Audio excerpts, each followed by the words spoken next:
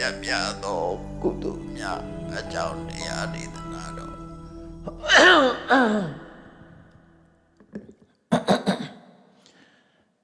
အရင်ဤနဲ့ပါပြီမြတ်မြတ်သောကုသိုလ်မြတ်စွာဘုရားကဒီကနေ့ကုတ္တဒနာသုံးပါဟောကြားထားတဲ့အနည်းထုတ်လုပ်ပြီးတော့ဒီကနေ့ဟောပြောမှာဖြစ်တယ်အရင်ဤများပြီအရင်ဤနဲ့ပါပြီအမြတ်များသောကုသိုလ်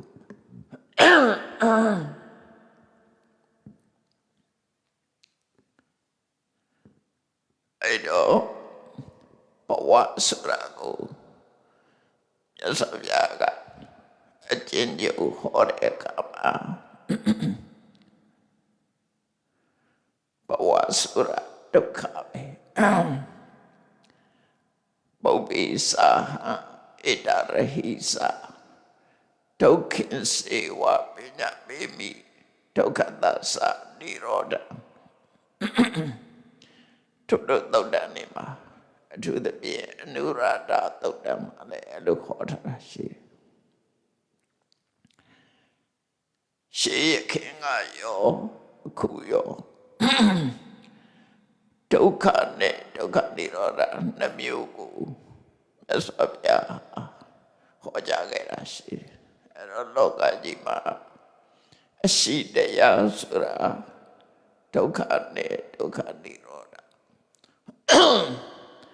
ဘဝဆိုတာဒုက္ခပဲဒါတော့ထင်ရှားတယ်သစ္စာလေးပါးကိုကြည့်လိုက်မယ်ဆိုရင်လေ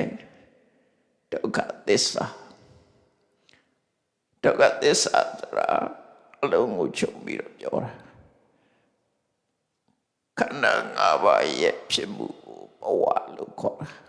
အဲ့တော့ခန္ဓာ၅ပါးဆိုတာဒုက္ခပဲအဲ့ဒီ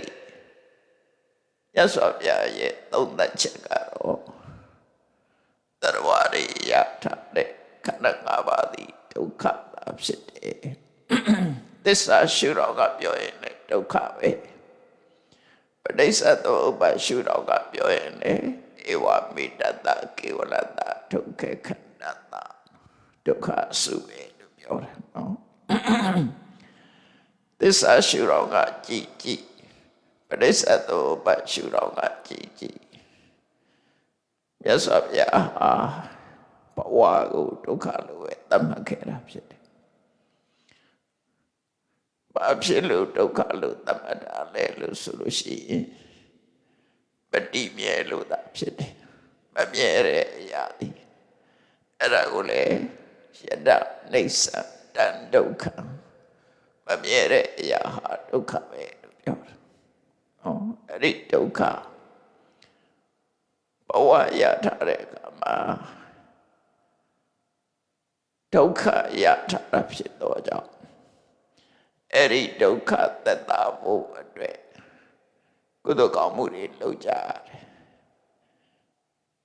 ဘူးလေးရပယုံစင်ဆိုတာလိုပဲရထားတာကဒုက္ခ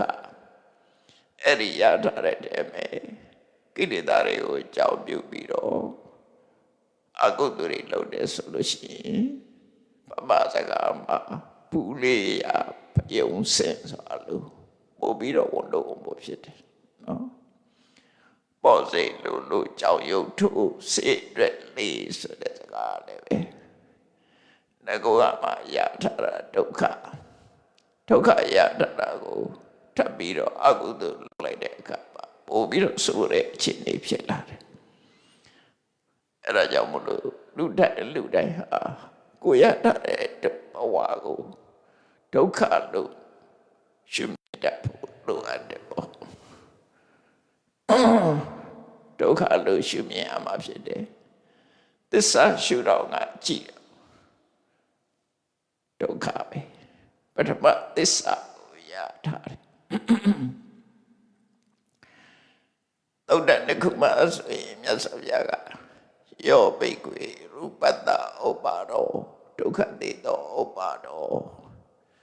ရှုပ်တရားဖြစ်ပေါ်လာခြင်းဟာဒုက္ခဖြစ်ပေါ်လာခြင်းသာဖြစ်တယ်ယောဘိက္ခွေဝေဒနာယဥပါဒောစိတ်ခံစားမှုဖြစ်တတ်တယ်ပဲဒုက္ခဖြစ်တတ်တယ်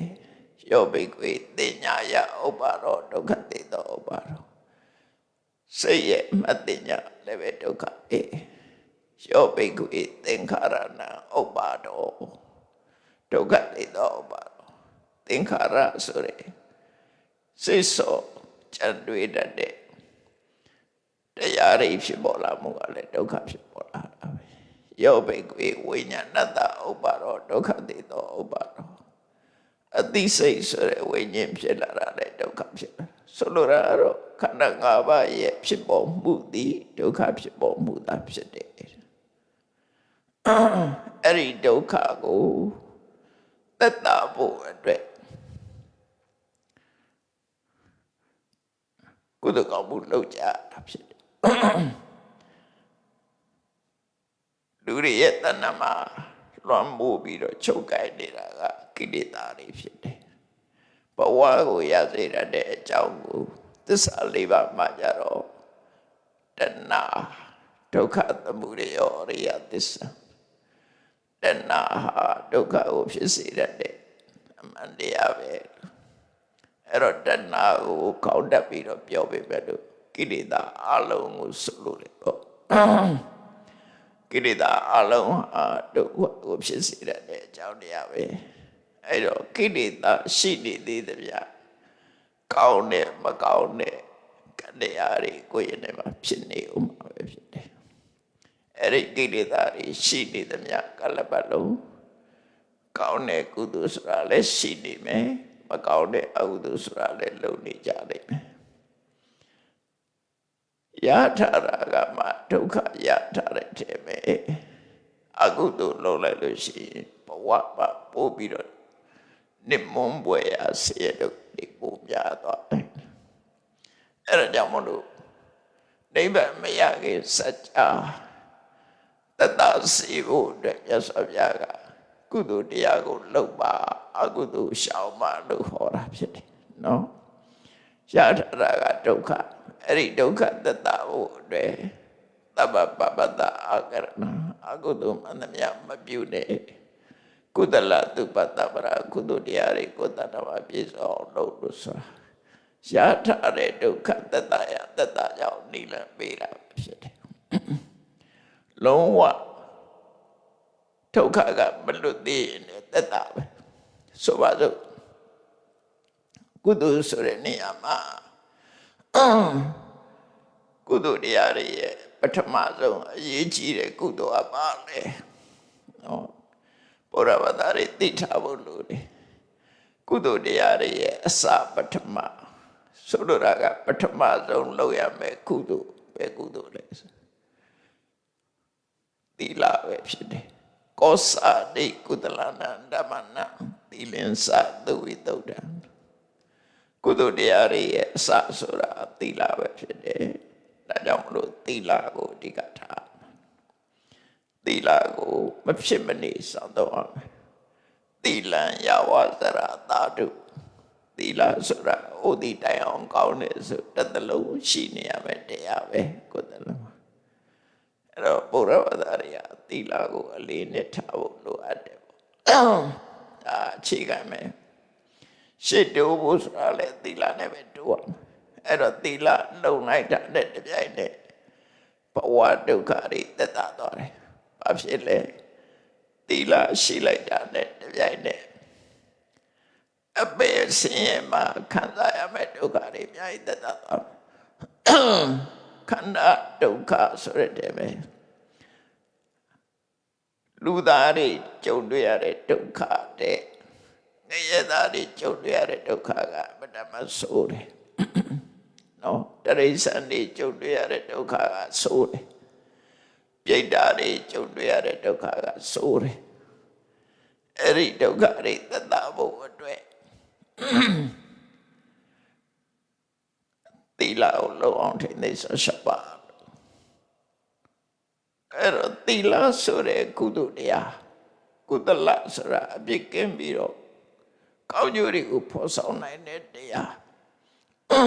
အဲ့ဒီကုသိုလ်တရားကဘဝမှာဆင်းရဲဒုက္ခကိုအများကြီးသက်သာစေတယ်ခန္ဓာဒုက္ခရှိနေပြီပဲလို့အပါယဒုက္ခအဘယ်ဘုံမှာကြုံတွေ့ရမယ့်ဒုက္ခကနေသူကကဲ့တင်ပေးနိုင်တယ်နော်ကဲ့တင်ပေးနိုင်တယ်ဒါကြောင့်မလို့ဒုက္ခသက်သာဖို့အတွက်သံဃာထဲမှာသီလဆိုတာလောမှာဖြစ်တယ်ဒါကမရှိမဖြစ်အဓိကလောက်အောင်မယ်သီလရှိလိုက်တဲ့အတွက်ကြောင့်အဘယ်ဘုံသားတွေကြုံတွေ့ရတဲ့ဆင်းရဲဒုက္ခတွေကလွတ်မြောက်သွားပြီလူတိုင်းအားလက်တွေ့မျက်မြင်ကြည့်လိုက်မယ်ဆိုရင်တရိစ္ဆာန်တွေရဲ့ဒုက္ခဘလောက်ကြီးမားတယ်လူတွေကနိုင်ကျင့်ပြီးတော့တပ်ဖြတ်စားတော့နေကြတယ်နွားတွေကြွယ်တွေဆိုရင်လည်းလူတွေကနှစ်ဖက်ရုပ်ထိုးပြီးတော့ခိုင်းစားနေကြတယ်သူတို့ရဲ့ဒုက္ခကိုချင်းစာကြည့်လိုက်မယ်ဆိုရင်ဘယ်တမဆိုးရတယ်လူတွေရဲ့တရိစ္ဆာန်တွေပေါ်မှာထပ်ပိုးပြီးတဲ့ဒုက္ခတွေအလုံးကိုများတပ်ဖြတ်နေကြတာဆိုအဲ့ဒုက္ခတွေအဘယ်ဘုံသားတွေကြုံတွေ့နေရတဲ့ဆင်းရဲဒုက္ခတွေသီလလုံလိုက်တာနဲ့အဲ့ဒီဆင်းရဲဒုက္ခတွေကလွတ်မြောက်သွားနိုင်သို့တော့ခန္ဓာဒုက္ခကတော့မလွတ်နိုင်သေးဘူးခန္ဓာဒုက္ခမလွတ်နိုင်သေးဘူးအဲ့တော့ခန္ဓာဒုက္ခကလွတ်ဖို့ရအတွက်ကြတော့သီလအပြင်မှာသမထဝိပဿနာဆိုတဲ့ဘာဝနာတရားတွေပွားများအထောက်ဖို့လိုအပ်သေးတယ်။နောက်ဆုံးမှာဝိပဿနာတရားအထောက်မှဘဝဒုက္ခကလွတ်နိုင်တာဖြစ်တယ်ပေါ့။နော်အဲ့တော့ကုသိုလ်ကောင်းမှုလုပ်တာဒုက္ခသက်သာဖို့သီလရှိသည့်အတွက်ကြောင့်လူဘဝမှာလူဘဝကိုရလာတယ်အသက်ရှိတယ်ကျမ်းမာတယ်ဒါသီလရဲ့အကျိုးတရားတွေပဲအသက်ရှိတယ်ကျမ်းမာတယ်နောက်တကဒါနကုသိုလ်ရှိသည့်အတွက်ကြောင့်ဘဝမှာစာဝတ်နေအစဉ်ပြေတယ်နော်ဒါနကောင်းမှုရှိခဲ့တဲ့ပုဂ္ဂိုလ်ဟာမကြောက်မကြမတောင့်မတသာမန်ဒီစာဝတ်နေခက်ခဲတဲ့ဒုက္ခတွေကိုကျော်လွှားနိုင်တယ်။ဘာဖြစ်လို့လဲဆိုတော့မြတ်စွာဘုရားကိုယ်တိုင်ကဒါနသံဗုဒ္ဓနိဘောဂာနိလူတွေသုံးဆောင်ပစ္စည်းတွေဆိုတာတဲ့ဒါနကြောင့်ရလာတာဖြစ်တယ်။ကိုရှာလို့ရောမရဘူးလား။ရှာလို့လည်းရတယ်။နော်။သို့တော့ကံပေးလို့ရတာနဲ့ရှာလို့ရတာချင်းမတူဘူး။ကိုယ်ပြချမ်းသာတယ်။ကံပေးလို့ရရင်လောလကူနဲ့ရရှာတဲ့အခါကျတော့အမတမပင်မစင်းရတော့ရှာကြတယ်အဲ့တော့ဒါနကောင်းမှုရှိလို့ရှိရင်ဘဝမှာဘဝယတ္တိဖို့အတွက်အများကြီးချမ်းသာသွားတယ်သီလရှိလို့ရှိရင်ဘဝမှာကြုံတွေ့ရမယ့်အခက်အခဲတွေအများကြီးသက်သာသွားတယ်အဲ့ဒါကုသိုလ်ကသက်သာစေတာတခြားအရာသက်သာစေတာမဟုတ်ဘူးဒါကြောင့်မလို့ကုသိုလ်ဆိုတာလောက်ကိုလောက်အောင်ဖြစ်တယ်ကိုယ့်ဘဝကိုစင်မြင်နေရင်ကုသိုလ်ဆိုတာရှိကိုရှိရဒီလိုဆိုလို့လည်းပေါ့နော်အဲ့တော့သီလဆိုတာကိုခြေခံလိုက်မယ်ကုသိုလ်ကောင်းမှုတွေဘုရားရဲ့တရားတော်အရာအစစ်စစ်လုပ်သွားဖို့လိုအပ်တယ်ဘယ်ရပဲဖြစ်ဖြစ်လည်းပဲတို့ဒီဂရီတို့ဆိုတာရှိတယ်သူလည်းပဲနဲ့သူဒီဂရီနဲ့သူပစ္စည်းဥစ္စာတွေတောင်းပါပဲ quality ချင်းတူတာမဟုတ်ဘူးအဲ့တော့ကုသိုလ်ဆိုတဲ့အထဲမှာလည်းပဲကုသိုလ်တွေကတစ်ခုနဲ့တစ်ခုမတူကြဘူးဒါနကောင်းမှုနဲ့ပတ်သက်ပြီးတော့ကုသိုလ်နဲ့ပတ်သက်ပြီးတော့ဆင်းရဲဒုက္ခကိုသက်သာစေတဲ့ကုသိုလ်ကောင်းမှုတွေကိုလှုပ်သွားတဲ့အခါမှာ ကုဋ္ဌဒါနသုံးမှာမြတ်စွာဘုရားရဲ့လမ်းညွှန်မှုရှိတယ်လောကမှာစေရနာတရားနဲ့နောက်မောဟချမ်းသာဖို့အတွက်ဆိုပြီးတော့အလှကြီးပေးကြတယ်ရှေးခေတ်ကလည်းအလှပေးတာလည်းရှိတယ်အဲ့ဒါတွေကိုအလှလုပ်တာဟာဘဝချမ်းသာရေးအတွက်ဆိုပြီးတော့လုပ်ကြတယ်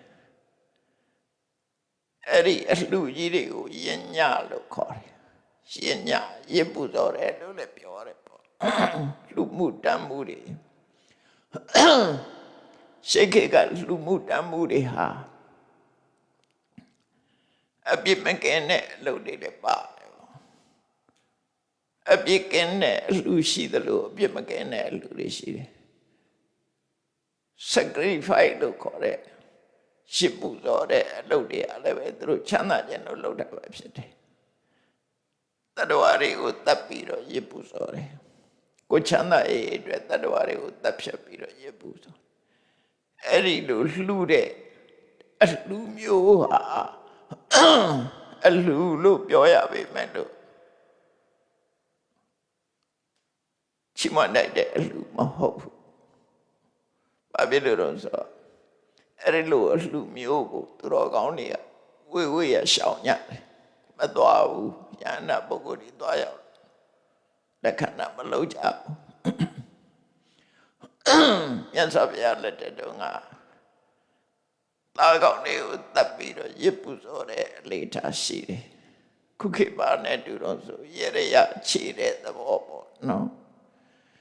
ကောသလမင်းကြီးအိမ်မဆိုးတွေမတဲ့အခါမှာရရခြေဖို့ကြိုးစားတယ်အဲ့ဒါလိုကြိုးစားတဲ့အခါမှာသားကောင်းတွေကိုတတ်ဖြတ်ပြီးတော့ပူဇော်တဲ့ရည်မျိုးတွေကိုလှုပ်ဖို့တိုက်တွန်းတယ်အဲ့ဒါမျိုးတွေပေါ့နောက်ပိုင်းကျတော့မြတ်စွာဘုရားရဲ့အဆုံးအမသူတော်ကောင်းတွေရဲ့အဆုံးအမရလာတဲ့အခါကျတော့အပြစ်ကင်းတဲ့အလှူဒါနဆိုတော့ခုခေတ်ဆိုလို့ရှိရင်စတုဒီတာကျွေးတယ်နော်လာသမျှပုဂ္ဂိုလ်တွေနိဗ္ဗာန်စိတ်ခင်တယ်အလှူကြီးပေးကြတယ်ပေါ့နိဗ္ဗာန်စိတ်ခင်တယ်စတုဒီတာကျွေးတယ်ပရဟိတလုပ်တွေလုပ်ကြတယ်အဲ့ဒါကုသိုလ်လုပ်တာအဲ့ဒီကုသိုလ်တွေအကျိုးမရှိဘူးလားရှိတယ်အဲ့ဒီကုသိုလ်တွေဟာအရင်အနည်းများတယ်ဝေယဝိဆာတွေလည်းများတယ်နော်လူတွေကအချိန်ပေးပြီးတော့လုပ်ကြရတာဖြစ်အချိန်ပေးပြီးတော့လုပ်ကြရတယ်အဲ့ဒီလိုအရင်အနည်းတွေအများကြီးမရှိပဲနဲ့အမျက်ပိုများတဲ့ကုသိုလ်မျိုးရောမရှိဘူးလားမြတ်စွာဘုရားလက်ထက်တုန်းကကုဋ္ဌဒန္တဆိုတဲ့ပုံနာကြီးကမြတ်စွာဘုရားကိုလျှောက်ဖူးတယ်ဒါနဲ့ပတ်သက်ပြီးတော့အရင်နေ့အလောက်မများပဲဝေယဝိဆာတွေအလောက်မများပဲသူတော်ဘာတွေကိုဒုက္ခပေးတာအဲ့လောက်မများပဲနော်အကျိုးများများပို့ရနိုင်တယ်အမြတ်များပို့ရတဲ့ကုသိုလ်မရှိဘူးလားအဲ့တော့မြတ်စွာဘုရားဟောသွားတာစိတ်ဝင်စားကြကောင်းတယ်တစ်ခုချင်းဟောသွားတာနော်အဲ့တော့သားကောင်းနေတပ်ပြီးတော့ရှစ်ပူဇော်တဲ့အလုပ်ကတော့လုံးဝမလုပ်ထိုက်တဲ့အလုပ်တစ်ခုပဲဟုတ်ပြီလှုပ်ထိုက်တာပါတော့ဆိုရင်အနာတပိတထေကြီးတို့လိုနေစင်နဲ့အမြငွေကြေးမြောင်ပြစွာကုန်ကြခံပြီးတော့လာသမျှပုဂ္ဂိုလ်တွေမရှိစင်ရသားတွေကိုတမင်ကြွေးတယ်လို့ကြွေးမွေတယ်လို့စတုဒီတာပဲစတုဒီတာကြွေးတယ်တရက်ထဲမဟုတ်ဘူးနေစဉ်ကြွေးတယ်ဟောဒါကြောင့်မို့အနာထပိဋိကလို့ခေါ်တာသူ့အိမ်မှာတနေ့ငွေကြေးထောင်ချီကုန်ချခံပြီးတော့အလှမန္တကြီးဆောက်ပြီးတော့အမြဲတမ်းကြွေးမွေးနေတာအဲ့ဒီလိုအမြဲတမ်းကြွေးမွေးတယ်ဆိုတော့ဝေယဝိဆာလောက်ရတဲ့ပုဂ္ဂိုလ်တွေလည်းအများကြီးပဲလောက်ရတယ်အရင်ဤတွေများတယ်ဒါပေမဲ့လို့ အဲ့ဒီကုသိုလ်တဲ့အရင်ဤနေပြီးတော့အကျိုးပို့ရတဲ့ကုသိုလ်မျိုးရှိသလားတော့ဗမာပြည်နဲ့နားလည်အောင်ပြောရမယ်ဆိုရင်စတုဒိတာကျွေးတာတဲ့ပို့ပြီးတော့အကျိုးမြတ်များတဲ့ကုသိုလ်ရှိတယ်မြတ်စွာဘုရားရှိတယ်တဲ့အဲ့ဒီကုသိုလ်ကဘာကုသိုလ်လို့ဆိုနေသဒါနအနုကုလယဉ်ညာလို့ခေါ်တယ်ကိုကျင့်သီလရှိတဲ့ပုဂ္ဂိုလ်တွေကိုကိုကျင့်သီလရှိတဲ့ပုဂ္ဂိုလ်တွေကိုရည်စူးပြီးတော့အလှူဒါနလုပ်တာအကုန်လုံးကိုလှူတာမဟုတ်ဘူးတကယ်ကိုကျင့်သီလရှိပြီးတော့ကျင့်ကောင်းတဲ့ပုဂ္ဂိုလ်တွေကိုလှူတာနေသဒါနဥမာမဲ့အမပြေအနေနဲ့ပြောမယ်ဆိုလို့ရှိရင်ကျန်တဲ့ငါတွေကိုနေစဉ်ဆွန်လောင်းနေနော်ဆွန်လောင်းနေပုံစွန်လောင်းနေဆိုမျိုးပေါ့တို့မဟုတ်ကိုယ်အိမ်ကကိုတတ်နေတဲ့တော့နေစဉ်ချက်ပြီးတော့ဆွန်လောင်းနေနေသဒါနကိုစားရတဲ့နေစဉ်လောင်းနေသဒါနဆိုတာထာဝရလှူနေတဲ့အလှူတစ်ခုပေါ့နေသဒါနအမြဲတမ်းလုပ်တယ်တရက်မှမပြတ်ဘူးကုသိုလ်ကောင်းမှုလုပ်နေကြတယ်အနာတပိတတိရဲ့အိမ်ဆိုလို့ရှိရင်ရှမ်းသံဃာတွေကိုတနေ့900ပင်ပြီးတော့ဆုံးကတ်တယ်နော်အမြဲတမ်းနေစဉ်လှူတာစရေးရမဲနဲ့မဲကြရကိုရောတွေကိုပင်ပြီးတော့အမြဲတမ်းအိမ်မှာဆုံးကတ်တယ်ဓမ္မပရရဲကြတော့900တောင်မကအောင်ရှင်နဲ့ပြတယ်အဲ့တော့နာရဝိတ္တိကနေစဉ်အိမ်မှာဆွန်ကတ်တယ်အဲ့ဒါမျိုးကိုနေသဒါနလို့ခေါ်တယ်အဲ့ဒီနေသဒါနအနုကု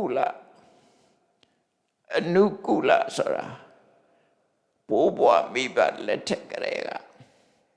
စင်စဲမပြတ်လုပ်တဲ့မျိုးရိုးဆက်သွဲလူတဲ့ကုသိုလ်ကောင်းမှုသူတို့မျိုးရိုးကလှူထားတယ်ဘိုးဘွားမိဘတွေကဆွန်လောင်းနေထောင်ပြီးတော့ဆွန်လောင်းနေတယ်ဆိုတာမျိုးပေါ့နော်အနုကုလဆွေစဉ်မျိုးဆက်လုပ်ပြီးတော့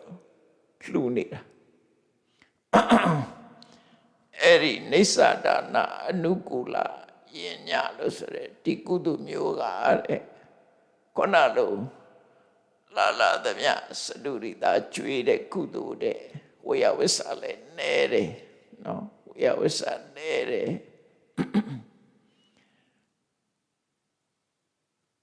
အရင်ဒီလည်းနဲတယ်သို့တော့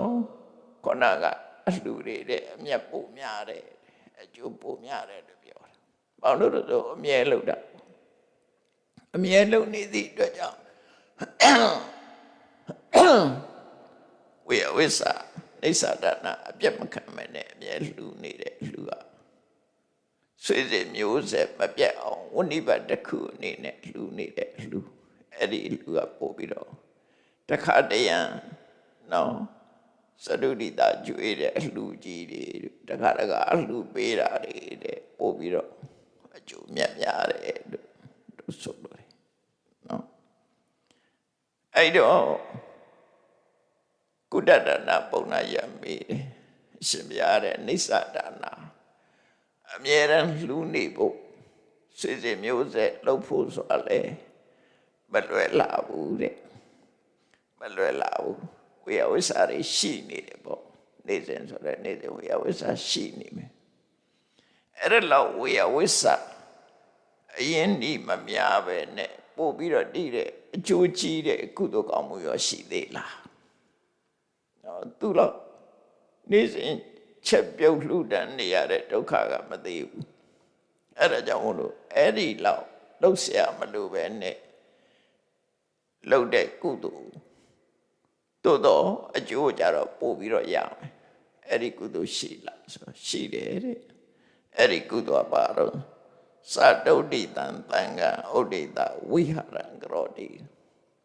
အဆောက်အဦတစ်ခုအရာလေးမျက်နှာကပဲပုဂ္ဂိုလ်ပဲလာဆိုလိုတာကလမ်းဘေးစရာလူဟာမျိုးလာတဲ့မြတ်ပုဂ္ဂိုလ်တွေဝင်ရောက်တဲ့ခုနာနေဖို့ လမ်းဘေးဆရာလို့အမျိုးဆောက်တယ်တန်ခါကိုရည်စူးပြီးစတုရိတတန်ခါကိုရည်စူးပြီးတော့ဆောက်လို့လှူဒန်းတဲ့ကြောင်းအဆောက်အဦအလှူနော်အဲ့ဒီအဆောက်အဦလှူတဲ့ဆိုတာဟာတစ်ခါပဲလောက်ရတယ်အဆောက်အဦတစ်ခုဆောက်တာလိုက်လို့ရှိရင်10နှစ်15နှစ်သိပြီးတော့ခိုင်ခိုင်မာမာဆောက်တာလို့ရှိရင်10နှစ်အတွင်းပြည့်ရမလို့အနှစ်20အတွင်းပြည့်ရမလို့နောက်ထပ်လှုပ်ရှားမလို့တစ်ခါပဲလောက်အဲ့တော့ဝိယဝိသနဲ့ကိုကြောင်းတစ်ကြောင်းဆောက်လို့လှူဒန်းလိုက်တယ်ဆိုပါစို့အဲ့ဒီကြောင်းတစ်ကြောင်းကိုဆောက်လို့လှူဒန်းထားတဲ့ကုသိုလ်ကနောက်ထပ်နေ့စဉ်လိုက်ပြီးတော့လှုပ်နေကြမလို့ပေါ့ကြောင်းလှူပြီးသွားပြီဆိုရင်ကုသိုလ်ရအဲ့တော့ဝိဟာရဒါနဆိုတဲ့ကြောင်းအလှူကခုနကနိစ္စဒါနဆွေတွေမျိုးစေ့လို့ရတဲ့အနုကူလအဲ့ဒီကုသိုလ်ကောင်းမှုတွေတဲ့ပို့ပြီးတော့အရင်နေ့နေပါပြီးအမျက်ပူရတယ်လို့မြတ်စွာဘုရားကဟောတယ်ဟောတော့ကုတ္တဒနာပုံနာကြီးကကျောင်းဆောက်လှူတယ်ဆိုတာဟုတ်ပါတယ်တခါပဲဆောက်ရမှာနေပေါင်းများစွာကျောင်းက10နှစ်လည်းတည်နိုင်တယ်အနှစ်20 30 40အနှစ်100ထိအောင်ကိုလှူထားတဲ့ဆောက်ဦးကရှိနေမင်းတို့မင်းကြီးလှူခဲ့တဲ့ဗုဒ္ဓဂယာမှာမင်းတို့မင်းကြီးလှူခဲ့တဲ့ဇေယျကြီးတောင်ခုချိန်ထိရှိတော့မယ်မင်းတို့မင်းဆောက်လို့လှူသွားတဲ့ဇေယျကြီးတောင်ခုချိန်ထိရှိနေအဲ့ဒါလို့တကအလုံးထားပြီးရင်ရရှိအလှမျိုးကပို့ပြီးတော့အကျိုးရှိတယ်နောက်ထပ်လည်းလှုပ်ဆရာမလို့ဆိုတော့အဲ့ဒါလို့ဆောက်ဖို့ဆိုတာလည်းပဲကုန်ကြစိတ်တွေများတယ်နော်ကုန်ကြစိတ်တွေများတယ်အဲ့ဒါလောက်ထိအောင်ကုန်ကြစိတ်မများပဲနဲ့နော်ဘာမှအကုန်ကြမရှိပဲနဲ့ဒီကျောင်းဆောက်လှူတဲ့အလှူတဲ့ပို့ပြီးတော့ကောင်းတာရှိသေးလားဒါမေးလို့ထွက်တာနော်ကျောင်းဆောက်ပြီးတော့လှူတဲ့ဝိဟာရဒါနကုသိုလ်တဲ့ပို့ပြီးတော့ကောင်းတဲ့ကုသိုလ်ရှိသေးလားကျောင်းဆောက်ရတဲ့လောက်လဲဝန်တော့ဝန်ဖို့မဖြစ်ဘူးဘာမှဝန်တော့ဝန်ဖို့မဖြစ်ပဲနဲ့အကျိုးကျေးဇူးကြတော့ကျောင်းဆောက်ထားတဲ့ပို့ပြီးတော့ရတဲ့ကုသိုလ်ဆိုတော့မြတ်စွာဘုရားရှိတယ်တဲ့အဲ့ဒါတွေကကုသိုလ်ကောင်းမှုဆိုတာတစ်ခုနဲ့တစ်ခုအဆင့်ကမြင့်သွားတာနော်လုပ်ငန်းလည်းသက်သာသွားတယ်ခုနနေစဉ်ချက်ပြုတ်နေရတဲ့ဒိဋ္ဌဒါနအဲ့ဒါတဲ့ကြောင်းတစ်ခါဆောက်ပြီးနေစဉ်လှုပ်เสียမလို့တော့ကုသိုလ်တော့ရတယ်တခါကြောင်းဆောက်တဲ့ကုန်ကြစိတ်လောက်မရှိပဲနဲ့ကုန်ကြစိတ်မရှိပဲနဲ့ရတဲ့ကုသိုလ်သို့တော့အကျိုးကျေးဇူးကြတော့ကြောင်းဆောက်လှူတဲ့ကုသိုလ်တဲ့ပို့အကျိုးကြည့်ရမယ်အဲ့ဒီကုသိုလ်မျိုးကဘာတော့ဆိုရင်ပတ္တနာစိတ်တော်ကြည်နူးတဲ့တရားတရားနဲ့ကြည်နူးတဲ့စိတ်ကြည်နူးဝန္တာတဲ့စိတ်နဲ့ဗုဒ္ဓံတရဏံကိစ္ဆာမိမြတ်စွာဘုရားကိုစိတ်ကကိုးကွယ်တဲ့ကိစ္စတိဗုဒ္ဓံတရဏံကိစ္ဆတိဘုရားကိုကိုးကွယ်ရလို့သိမှတ်ပြုတယ်ဓမ္မံတရဏံကိစ္စတိဓမ္မကိုကိုးကွယ်ရလို့သိမှတ်ပြုတယ်သံဃံတရဏံကိစ္စတိသံဃာကိုကိုယ်ရဖြစ်သိမှပြုဆိုလိုတာကတရဏကမနာကုသိုလ်တရဏကမနာကုသိုလ်ဆိုတဲ့အဓိပ္ပာယ်ကဘယ်လိုဟာတော့ဆိုကိုယ့်ရဲ့အသက်ကိုယ့်ရဲ့ဘဝကိုဘုရားတရားသံဃာထံအနှံလိုက်တာပဲနော်ခုနကကြောင်းဆောက်တဲ့ဆိုတာကိုယ်ပိုင်တဲ့ပစ္စည်းကိုစွန့်ပြီးတော့ကြောင်းဆောက်တာအခုကဘဝတစ်ခုလုံးကိုဘုရားတရားသံဃာယရဏသုံးပါးကိုအနှံလိုက်တာဒါကြောင့်မို့ဇီဝိတပရိစ္ဆာကမယကုသိုလ်လို့ခေါ်တယ်ကိုယ်အသက်ကိုစွန့်တာနဲ့တူတူပဲဆိုလိုတာကသူ့ဘဝသူ့အသက်ခဏမြတ်စွာဘုရားကိုအနှဲ့နဲ့တရားကိုအနှဲ့နဲ့သံဃာကိုအနှဲ့နဲ့ဘုရားတရားသံဃာ ယရဏသုံးပါးပေါ်မှာလုံးဝဆွန့်လွတ်လှူဒန်းတာပါလေဘဝကိုအနံပြီးတော့ဖရာရဲ့စကားကိုပဲနားထောင်ပါမယ်တရားကိုပဲကျင့်ပါမယ်သံဃာကိုပဲလှူဒန်းတာပြုပါမယ်ဟောယရဏသုံးပါးနဲ့ပတ်သက်ပြီးတော့ကိုယ့်ရဲ့ဘဝကိုအနံပြီးကိုယ့်အသက်ကိုဆွန့်လွတ်တဲ့ကုသိုလ်ဒါကြောင့်မလို့တရဏဂုံကုသိုလ်ဟာကျောင်းဆောက်လို့ရတဲ့ကုသိုလ်ကောင်းမှုတွေပုံမြတ်တယ်ဘာမှဝေယဝိစာလည်းမရှိဘူး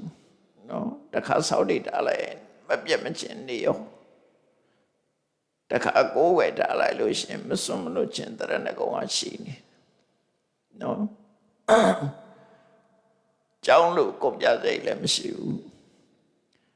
ကိုယ့်ရဲ့ဘဝကိုယရဏသုံးပါးကိုအနံပြီးတော့လှူဒန်းလိုက်တယ်အဲ့ဒီတရဏဂမနကုသိုလ်ကအကြောင်းဆောက်ပြီးလှူတဲ့ကုသိုလ်တွေမြတ်တယ်အကျိုးကျေးဇူးပို့ပြီးတော့ရတယ်အဲ့တော့ကုဋ္ဌဒါနပုံနာကြီးဆက်လျှောက်တယ်ရှင်ဘုရားကိုယ့်ဘဝကိုအနံပြီးတော့တရဏဂုံဆောက်တည်ရတဲ့ကုသိုလ်တဲ့ပို့ပြီးတော့အကျိုးများရှိနိုင်တဲ့ကုသိုလ်ရှိသေးလားအဲ့တော့မြတ်စွာဘုရားကရှိသေးတယ်တဲ့တရဏဂုံဆောက်တည်ပြီးတဲ့နောက်မှာ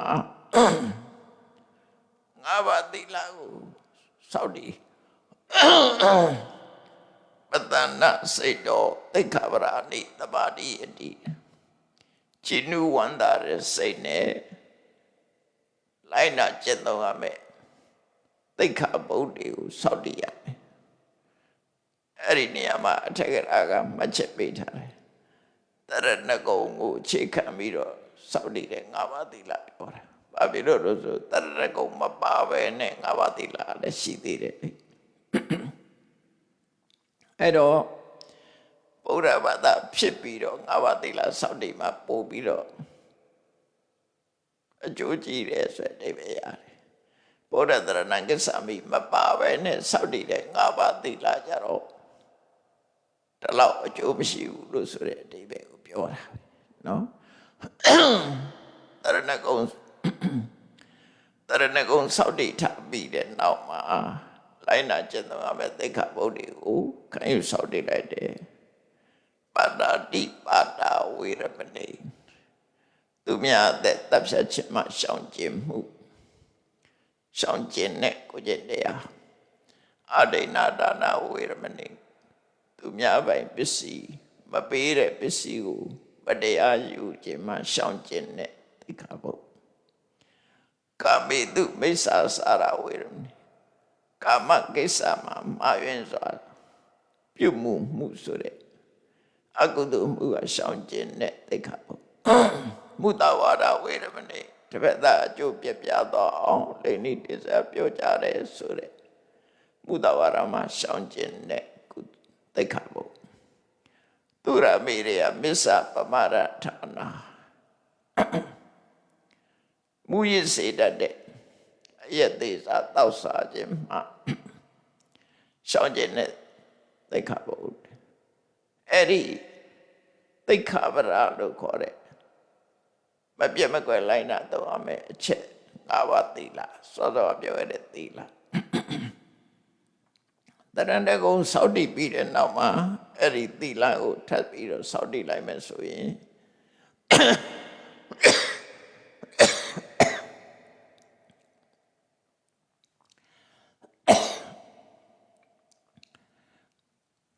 တရဏဂုံစောင့်တည်လိုက်တဲ့သီလကသီလတရဏဂုံစောင့်တည်ပြီးတော့ငါးပါးသီလထပ်ဖို့ပြီးတော့စောင့်တည်လိုက်တဲ့ကုသိုလ်ကပို့ပြီးတော့အကျိုးရှိတယ်ပို့ပြီးတော့အကျိုးရှိတယ်အဲ့တော့ဟုတ်ပြီဒါဒီကုသိုလ်တွေအတစ်ခုနဲ့တစ်ခုမတူလာဘူးပေါ့နော်နံပါတ်1ကနေသဒါနနံပါတ်2ကဝိဟာရဒါနနံပါတ်3ကတရဏဂုံနံပါတ်4ကငါးပါးသီလ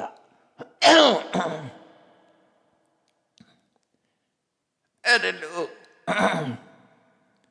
ကုသိုလ်ကောင်းမှုတွေကတစ်ခုတည်းတစ်ခုပို့ပြီးတော့နော်အကျိုး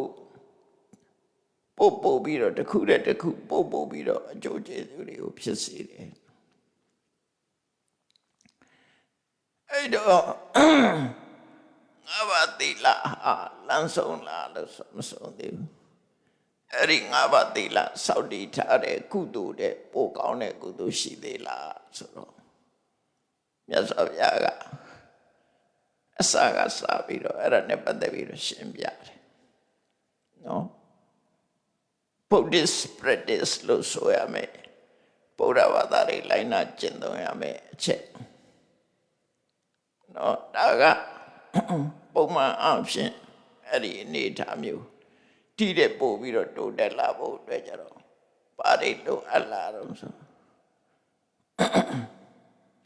လောကမှာဘုရားပွင့်လာတယ်ပွင့်လာတဲ့အခါမှာမြတ်စွာဘုရားကတရားဟောတယ်မြတ်စွာဘုရားရဲ့တရားကိုနားပြီးတော့တရားတရားတွေဖြစ်လာတယ်တရားတရားတွေဖြစ်လာပြီးတဲ့အခါမှာကြီးမားတိုးတက်တဲ့ကုသိုလ်ကောင်းမှုကိုလုပ်ဖို့ရတဲ့လူပေါင်းလူလောကကနေခွာဆောင်ပြီးတော့ယတိယဝတ်တယ်ပေါ့ယဟန်ပြုတယ်ပေါ့နော်အဲ့ဒီကစပြီးတော့မြတ်စွာဘုရားဟောလိုက်ဆိုလိုတာကဒါဒီပြဝဝကျင့်မို့ဆိုတာစွန့်လို့ရမယ်ကိစ္စတွေစွန့်လို့ဖို့လိုအပ်တယ်ကုသိုလ်ကောင်းမှုကိုအပြည့်အဝလုပ်ချင်လို့ရှိရင်လူဘဝမှာလုပ်လို့ရတော့လေပဲပို့ပြီးတော့ပြည့်စုံလုပ်ချင်တဲ့ဆိုရင်ဘာလုပ်ရမလဲစဉ်းစားတယ်စဉ်းစားလိုက်တဲ့အခါမှာသံဘာတော်ကရဝတော်သံဘာတော်ရသောပတောအိမ်နောက်တဲ့ဘဝမိသားစုဘဝမှာနေမယ်ဆိုလို့ရှိရင်ကုသိုလ်ဖြစ်ဖို့ရအတွက်ခက်ခဲတွေရှိတယ်ကုသိုလ်ဖြစ်ဖို့ခက်တယ်မိသားစုကိစ္စနဲ့ကုသိုလ်လုပ်ဖို့ရခက်ရင်နေဒါကြောင့်မို့မိသားစုဘဝမှာနေမယ်ဆိုလို့ရှိရင်ကိလေသာတွေဖြစ်များပြီးတော့ကုသိုလ်လုပ်ဖို့အကျဉ်းချက်တယ်မွန်းချက်တယ်ပေါ့လူဘဝအဘောကတော့ပပိစာလွတ်လပ်အဲ့တော့တဲ့ဘဝမှာမနေပဲနဲ့ရဟန်းဘဝကိုကူးပြောင်းလိုက်တာဟာလူမြင့်ကြီးနဲ့လာဒရန်တူတယ်လွတ်လပ်တယ်ဆိုလိုတာကကာယဝိဝေကဖြစ်တယ်လို့ပြောတာကာယဝိဝေကဖြစ်တယ်ကိုတယောက်တည်းကိုယ်တော်ကိုနေလို့ရတယ်မိသားစုဘဝမှာနေရင်ကိုတယောက်တည်းကိုလှုပ်ချင်တာလှုပ်လို့မရဘူးနော်အဲ့တော့မိသားစုဘဝကိုစွန့်လို့ပြီးတော့ယဟန်ဘဝကိုကူပြောင်းလိုက်တယ်အဘောကတော့ပပိစာယဟန်ဘဝကြီးလွတ်လပ်တယ်လူမြင့်ကြီးနဲ့တူတယ်ဆိုပြီးတော့ယဟန်ဘဝရောက်လာတဲ့အခါမှာနမတိယသီလတွေကိုကျင့်သုံးတယ်ထိုသီလခတ်မှဖို့အတွက်တတိထားပြီးတော့ဒွါရ6ပါးမှာကိလေသာတွေမဖြစ်အောင်တတိထားပြီးတော့နေတယ်ရှားသမျှလေးနဲ့ကျင့်တတ်တဲ့ရောင်ရဲတယ်အမြဲတမ်းတတိတံပစေညာတတိရှိပြီးတော့စဉ္ညတုတ်တရားနဲ့နေတယ်ဒီအခြေခံတရားတွေသီလရဲ့အိန္ဒြိယသံဝရရဲ့တန်တုဋ္ဌိရဲ့တတိတံပစေညာရဲ့အဲ့ဒါလို့နေလိုက်လို့ရှိရင်ခုနငါးပါးသီလသမ္မာဆောက်တည်တာတဲ့ပုံမြတ်လာတဲ့အဲ့ဒါလို့ပြီးတော့သူသမထကျင့်တယ်ကိုကျင့်သမထကျင့်တယ်ကိုကျင့်သမထကျင့်တယ်ကိုကျင့်တယ်ဆိုပထမဇန်ရဖို့အတွက် ကာမဂုဏ်အာယုန်တွေကိုလုံးဝဆွန့်လွတ်နော်ကာမဂုဏ်အာယုန်တွေနဲ့ဝေးအောင်နေရမယ်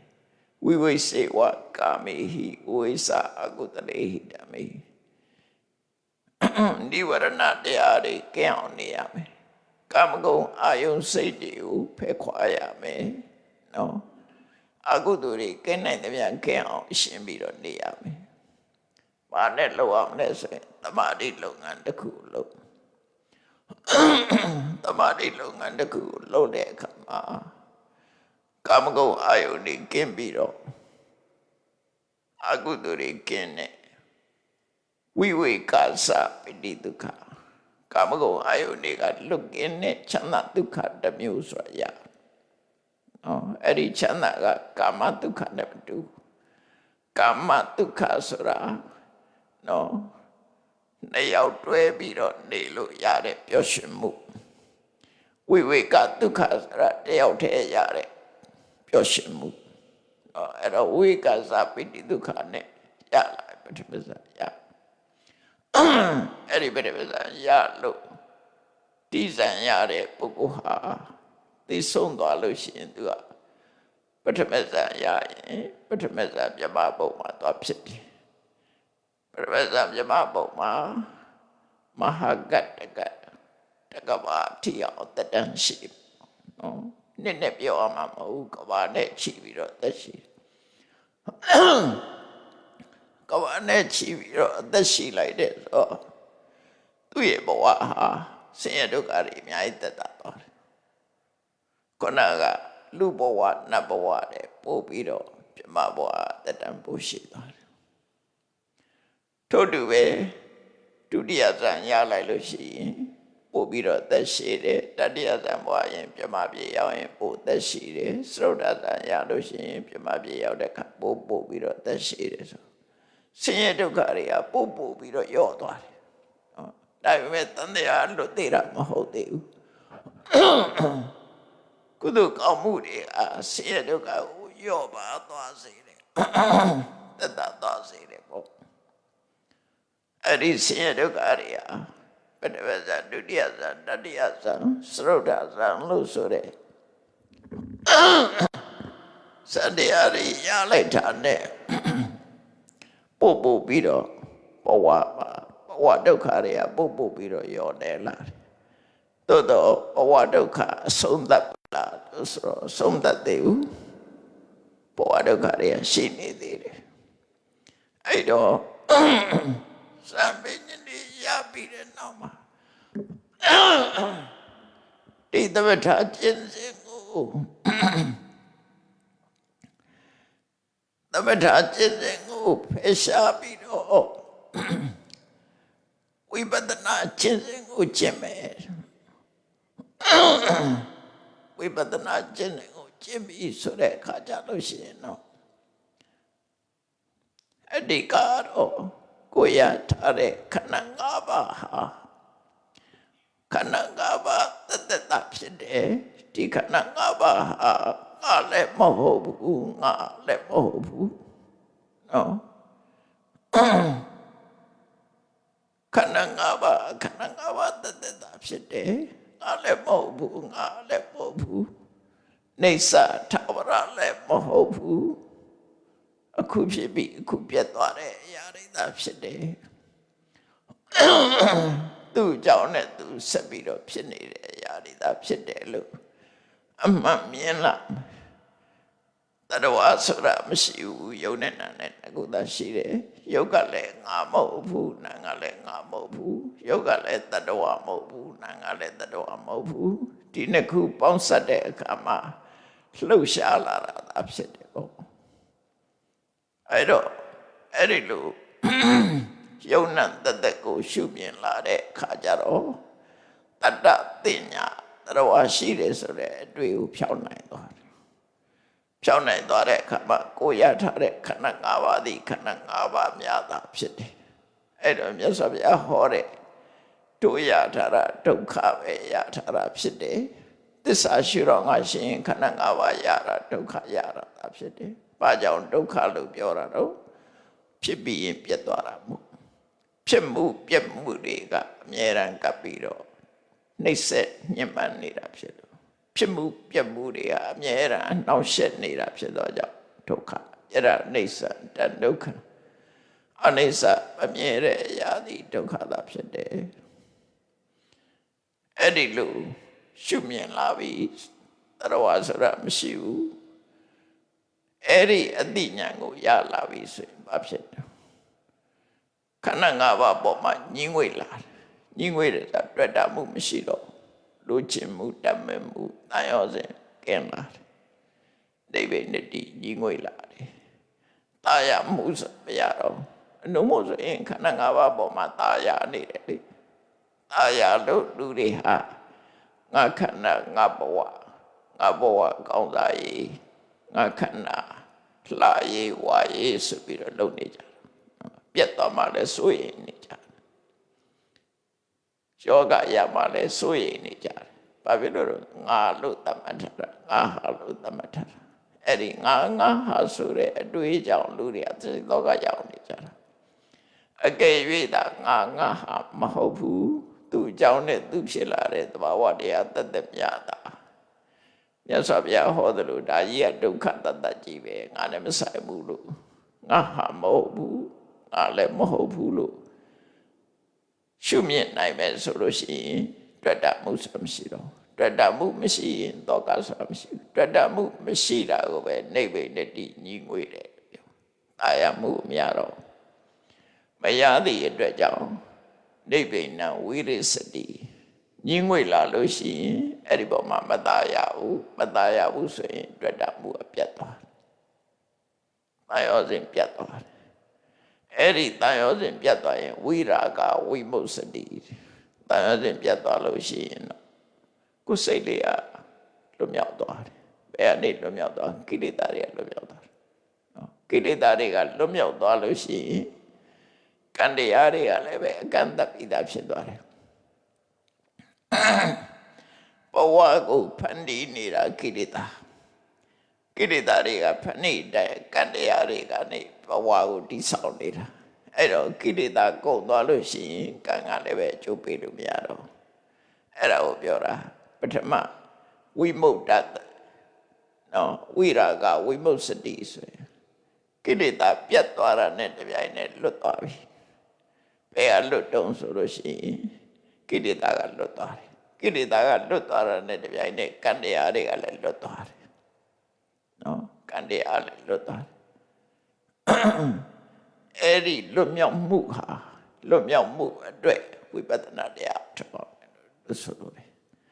လွတ်မြောက်သွားပြီပထမကိလေသာကလွတ်တယ်နောက်ပြီးတော့ဒုက္ခလို့သတ်မှတ်ထားတဲ့ခန္ဓာ၅ပါးနဲ့လွတ်သွားတယ်ကိလေသာကလွတ်တယ်ကိလေသာဒုက္ခကလွတ်တယ်ပြီးတော့ဝတ္တဒုက္ခလို့ဆိုရဲခန္ဓာဒုက္ခကလွတ်တယ်အဲ့တော့မြတ်စွာဘုရားဟောတာတဲ့ဘဝဆိုတာဒုက္ခဆိုတာအဲ့ဒီဒုက္ခကြီးရာတွေမှာဆုံးသက်သွားတာနော်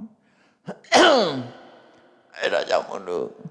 ဝိပဿနာကုသိုလ်ဟာသမထကုသိုလ်နဲ့ပို့ပြီးတော့ကောင်းတယ်တော့ကုသိုလ်အစဉ်စဉ်တစ်ခုနဲ့တစ်ခုပို့ပြီးတော့အကျိုးကျေးဇူးများလာဖို့မြတ်စွာဘုရားဟောတာနောက်တစ်ခါဝိပဿနာကုသိုလ်ကြောင့်ရတဲ့မဲ့ကုသိုလ်ကြတော့ရှိသမျှကိလေသာတွေအလုံးကိုမဲ့လေးစင်နဲ့ပယ်လိုက်တဲ့အခါကိလေသာတွေကုန်သွားတယ်အဲ့ဒီကြတော့မှဒုက္ခဆိုတာကိုကျော်လွန်နိုင်တာဖြစ်တယ်ပေါ့နော်ဒါတော့မှလက်ရှိဒုက္ခလေးကတော့ကြံနေအောင်ပဲပြိဋိဘံစံပြီးတဲ့နောက်မှာတော့ဒီဒုက္ခတော့မရှိတော့ဘူးလို့ဆိုပြိဋိဘံမစံငယ်အတွင်းမှာတော့ခန္ဓာဒုက္ခရှိနေသေးတယ်အဲ့ဒီခန္ဓာဒုက္ခပထမကိလေသာဒုက္ခကိုအရင်ရှင်းရမယ်ပြီးတော့မှခန္ဓာဒုက္ခကရှင်းမှာဖြစ်တယ်ခန္ဓာဒုက္ခကိုရှင်းရမလို့ကိလေသာဒုက္ခကိုပဲရှင်းရမယ်ဘာကြောင့်လို့ဆိုရင်ကိလေသာនិရောဓိကမ္မនិရောဓကိလေသာချုပ်ငြိမ်းသွားရင်ကံနေချုပ်ငြိမ်းသွားတယ်ကံနေချုပ်ငြိမ်းသွားရင်ဘဝဒုက္ခချုပ်ငြိမ်းသွားတယ်အဲ့တော့ကိလေသာဖယ်ရှားနိုင်မှုအတွက်ဝိပဿနာတရားဝိပဿနာကုသိုလ်သည်ကုသိုလ်တွေထဲမှာအစင်းမြင့်ဆုံးကုသိုလ်ဖြစ်တယ်လို့မြတ်စွာဘုရားဟောကြားလို့ရမယ်ဖြစ်တယ်ဒါကြောင့်တရားချစ်ခင်သူတော်တဲ့ပြိဿပေါ့နော် ကုသိုလ်ကောင်းမှုအစဉ်စဉ်လုပ်တဲ့အခါမှာအရင်အနည်းနဲ့ပါပြီးအကျိုးအများဆုံးကုသိုလ်ဟာဝိပဿနာကုသိုလ်ပဲဖြစ်တယ်နော်လုပ်လို့ရတဲ့ကုသိုလ်တွေထဲမှာဝိပဿနာကုသိုလ်ပဲဖြစ်တယ်ဒါကြောင့်တို့တွေဘဝဒုက္ခဘဝရထားတဲ့အချိန်လေးပါဒုက္ခလို့သတ်မှတ်ထားတဲ့ဘဝကဒီဒုက္ခတွေဆုံးသတ်ဖို့အတွက်လောက်ရမယ့်လမ်းစဉ်လောက်ရမယ့်ကျင့်သုံးရမယ့်အကျင့်တရားဟာအမြင့်ဆုံးအနေနဲ့ဝိပဿနာတရားပဲဖြစ်တယ်လို့မှတ်သားပြီးတော့ဝိပဿနာတရားပွားများအထောက်နိုင်ဖို့ကြိုးစားနိုင်ကြပါစေကုန်သတည်း